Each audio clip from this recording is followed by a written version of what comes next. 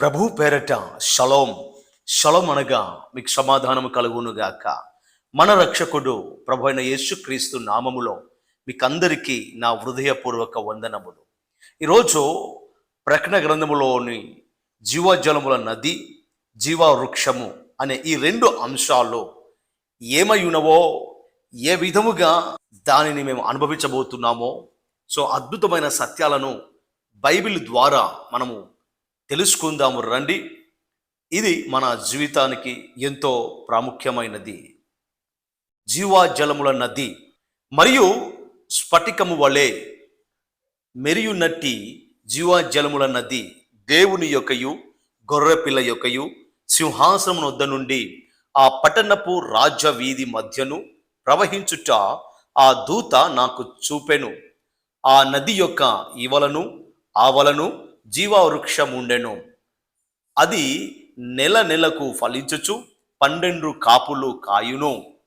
ఆ వృక్షము యొక్క ఆకులు జనములను స్వస్థపరచుటకై వినియోగించును.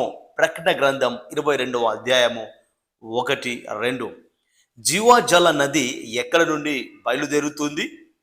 గొర్రెపిల్ల యొక్క సింహాసనము నుండి. జీవజలపు నది ఎక్కడ కలుస్తుంది? ప్రతి నది సముద్రములో కలుస్తుంది. అయితే నూతన యెరూషలేములో సముద్రము లేదు కాబట్టి భూమిలో కలిసిపోవచ్చు.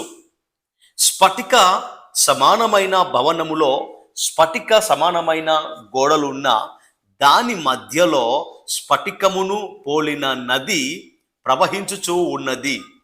జీవజల నది జీవమును అనుగ్రహించేది. ప్రభు తన మందను నడిపించేది ఈ జీవజలము నది యొద్దకే. ఏలైనగా సింహాసన మధ్య మందుండు గొర్రెపిల్ల వారికి కాపరి అయి జీవజల బుగ్గల యొద్దకు వారిని నడిపించును. దేవుడే వారి కనుల నుండి ప్రతి భస్మ బిందువును తుడిచివేయును. ప్రకటన గ్రంథం 7:17. ప్రభువు తన మందకు ఉచితంగానే ఆ జీవజలములను అనుగ్రహించుచూ ఉన్నాడు. నాతో ఇట్లా అనెను, సమాప్తమైనవి, నేనే అల్ఫయు ఒమేగయు, అనగా ఆదియు అంతమునై యున్నవాడును. దప్పికగొను వానికి జీవజలముల బుగ్గలోని జలములను నేను ఉచితముగా అనుగ్రహించుదును. ప్రకటన 21:6. ఆత్మీయ పెళ్లి కుమార్తెయు రమో అని చెప్పుచూ ఉన్నారు. వినువాడును రమ్ము అని చెప్పవలెను. దప్పిగొనిన వానిని రానిమ్మో, ఇచ్చయించు వానిని జీవజలములను ఉచితముగా పుచ్చుకొననిమ్మో. ప్రకటన 22:17. ఆత్మ యొక్క కుమ్మరింపు 4 భాగాలుగా కనబడుచూ ఉన్నది. ఇవి జీవజల నదులకు సూచనగా ఉన్నవి. మొదటి, ఏదెనులో ప్రవహించు నది, ఆది కాండము 2:10. నంబర్ 2, 1000 ఏండ్ల పాలనలో నది, హెజ్కేలు 47:1-12. 3, ప్రత్యక్ష గుడారము నందలి ఇత్తడి గంగాళములు, నిర్గమ 30:17-21. 4, దేవాలయ మందలి ఇత్తడి సముద్రము, రాజులు 7వ అధ్యాయము 23-26. ఈ నదులను గూర్చిన దర్శనము ఇశ్రాయేలులోని 3 ప్రవక్తలు కలిగి ఉండెను. యావేలుకు చెరకు ముందు యావేలు 3:18. హెజ్కేలుకు చెర కాలములో హెజ్కేలు 47:1-9. జకర్యాకు చెర కాలంలో జకర్యా 14:8. ఈ నది దాని ఒడ్డున గల వృక్షమునకు జీవము ఇచ్చుటకు మాత్రము కాదు, అవి ప్రవహించుచు వెళ్ళు ప్రతి చోటును జీవము కలుగును. దేవునికి మహిమ కలుగునుగాక. నంబర్ 2, జీవవృక్షము.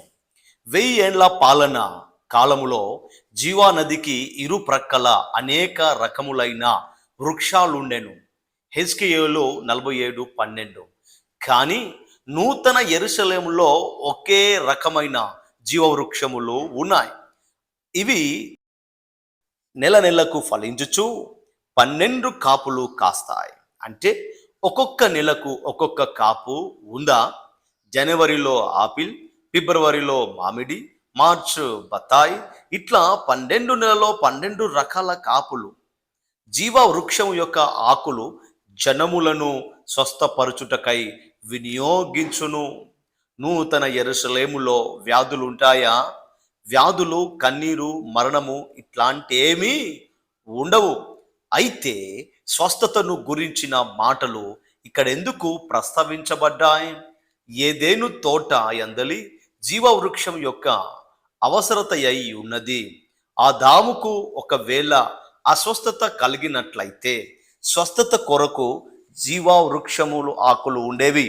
అయితే ఆదాముకు జీవవృక్షము నిషేధించబడింది. అయితే నిత్యత్వములో మానవుడు వాటి ఫలాలను భుజించడానికి దేవుడు అనుగ్రహిస్తున్నాడు. నూతన యెరూషలేములో వ్యాధులు లేవు గాని స్వస్థపరచుట అనగా ఆరోగ్యవంతులుగా చేయును అనే భావమై ఉన్నది. జీవవృక్షము ప్రభు అయిన యేసుక్రీస్తుకు సాదృశ్యం. జీవవృక్షము జీవాన్నిస్తుంది.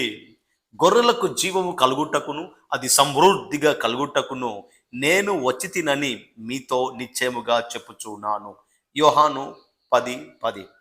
దాని జ్ఞానము అవలంబించు వారికి అది జీవవృక్షము, దాన్ని పట్టుకున్న వారందరూ ధన్యులు. సామెతలు 3:18. జ్ఞానము అనగా వాక్యము, వాక్యము అనగా దేవుడే. ఎవరికి వాగ్దానం చేయబడింది? జయించు వానికి దేవుని పరదేశులో ఉన్న జీవవృక్షములు భుజింపనిత్తును. ప్రకటన 2:7. ఏమి జయించాలి?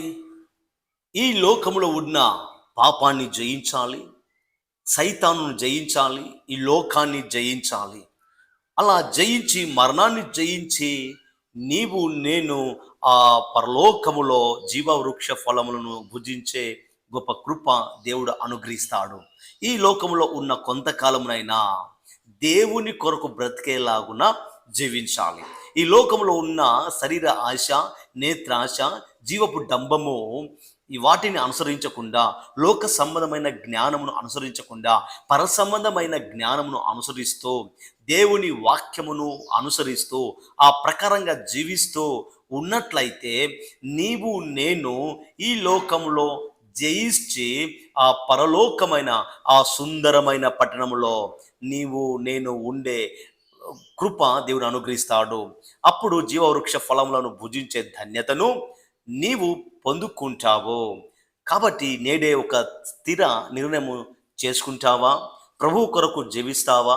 ఆ నిత్య నూతన యెరూషలేములో ప్రభుతో నిత్యము నివాసం చేయాలి అని అనుకున్నట్లయితే, ఎందుకని ఈరోజు ఒక తీర్మానం తీసుకొని ఆ ప్రభు కొరకు నిత్యము నిలిచేవాడిగా ఆయన ఇచ్చిన పరిచర్యను తుదముట్టించే వరకు నమ్మకముగా యథార్థంగా జీవించి దేవుని యొక్క కృపలో, ఆయన దయలో, ఆయన మార్గంలో నడుద్దాం. థ్యాంక్ యూ అండి. God bless you.